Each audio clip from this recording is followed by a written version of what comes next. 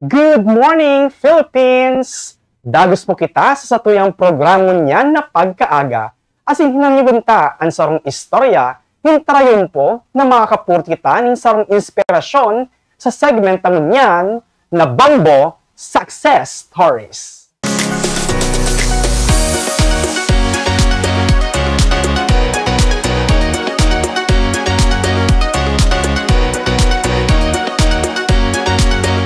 Pangalan ko is Diego Terence de la Cruz, 17. 17.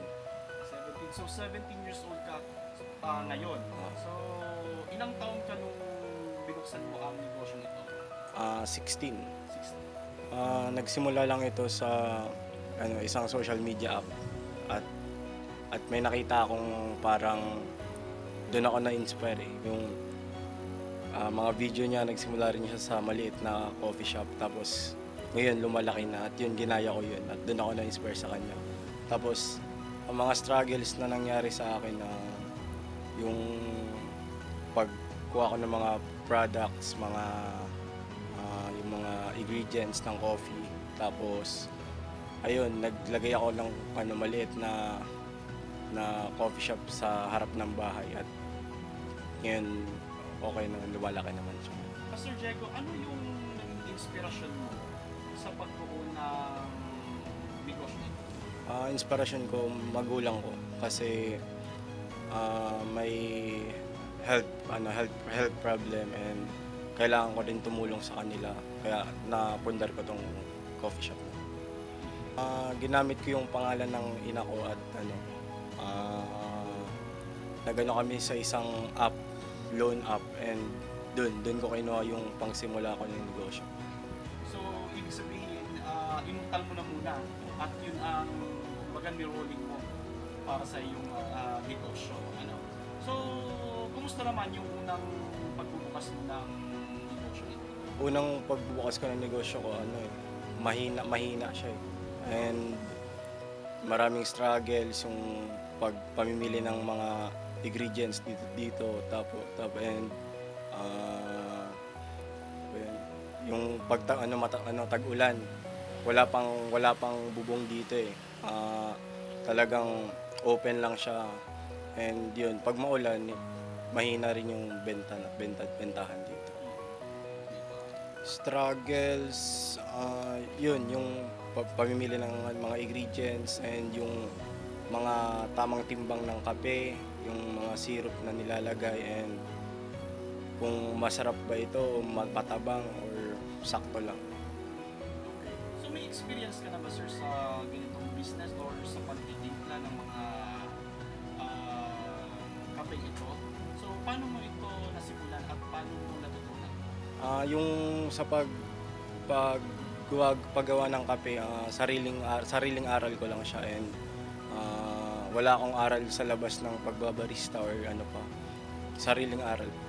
So sa ngayon, sir, ano yung kurso mo ginagawa ngayon? Sa ngayon po, incoming grade 12 pa lang po. Incoming grade 12, pero yung experience mo sa business, so may katuwang ka ba sa iyong business?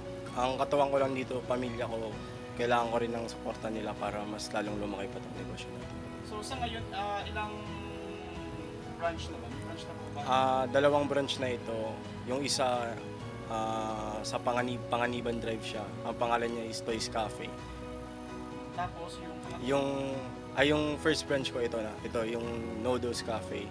Dito nagsimula lahat ng paghihirap hanggang maging success na nakagawa ng second branch. Yun na yung Toys Cafe.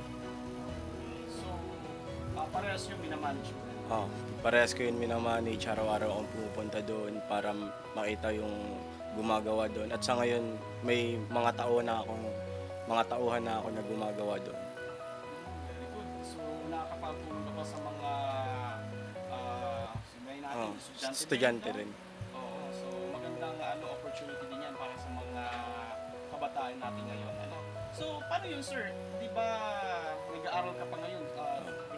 Grade 12, incoming grade 12. Incoming grade 12 ngayon. So, paano mo na-manage yun, yung pag-aaral mo at pagbubukas ng negosyo nito? Pagbubukas ng negosyo is hapon naman rin eh. Nag-open siya 4 p.m. to 12 midnight. And tapos na rin yung class ko noon. Ang tapos ng class ko is 1. Yan, yung 1 p.m. to 3 p.m. sa school works. And yung 4 ay isang oras na pahinga. Tapos yun, pag-open na ulit ng negosyo. Tapos 4 p.m. So, posibilidad na may mga oras sa klase na nakatulog ka. Oo, palagi na. Pag unang klase, ganyan, unang subject, tulog na rin. Tulog ako niyan. Pero alam naman ng teachers ko na, ganun nga, working student ako.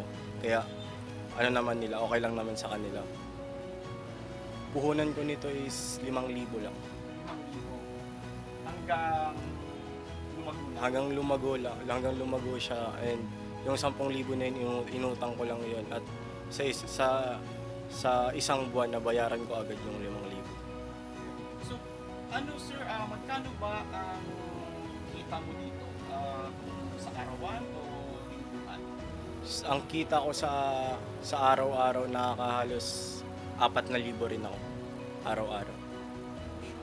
Yung takot sa pagpasok sa negosyo, natural lang yun eh. Kasi lalabas ka nga ng pera, effort mo. And para rin lumaki yung negosyo nyo, kailangan nyo din ng ng konting maintain din eh. Kung sa labas na trabaho and kung nag-aaral ka din, kailangan mo lang ng time management din. Kailangan hindi mo maano yung negosyo mo kasi pag wala yung oras sa negosyo mo, yan talaga yun, bababa talaga at dun ka, yun yung kinakatakutan mo rin.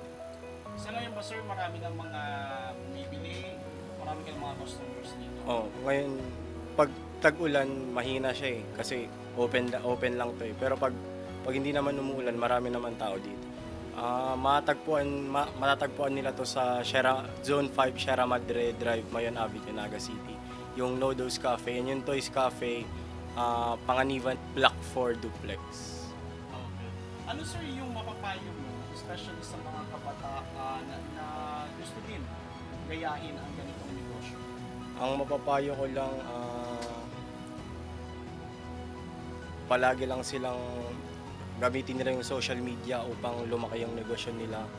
At magkatao ito at dapat yung mga timbang ng mga ingredients nila sakto lang palagi, hindi kulang para yung timpla nila parehas lang, and kailangan lang natin ng suporta rin ng pamilya natin.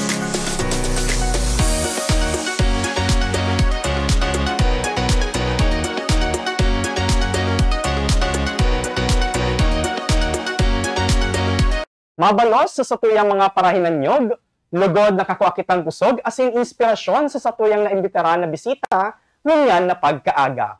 Mag-ilibang liwat kita sa otong Domingo para sa satuyang Good Morning Philippines Bongo Success Stories.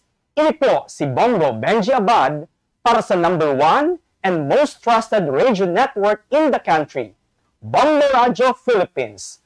Basta Radio, Bongo! Palaki ito.